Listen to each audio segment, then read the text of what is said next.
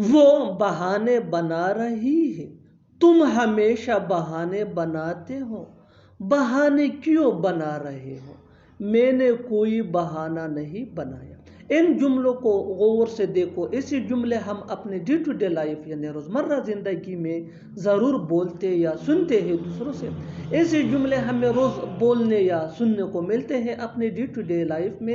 इन जुमलों में हम कह रहे हैं बहाने बनाना, यानी हर सेंटेंस में बहाने बनाना कॉमन मुश्तरक है जो बार बार रिपीट हो रहा है हर सेंटेंस में।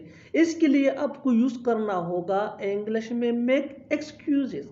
मेक एक्सक्यूजेज मीन बहाने बनाना। आइए कंप्लीट स्ट्रक्चर देखते हैं। Let me explain. Subject plus helping verb, जिसको ऑक्सिलरी वर्ब भी कहा जाता है, ये टेंस या सब्जेक्ट के मुताबिक होगा, प्लस मेक एक्सक्यूजेज।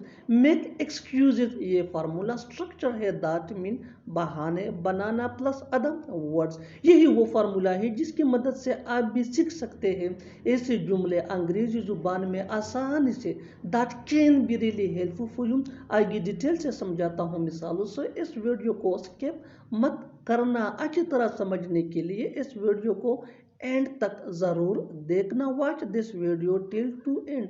वो बहाने बना रही है। She is making excuses.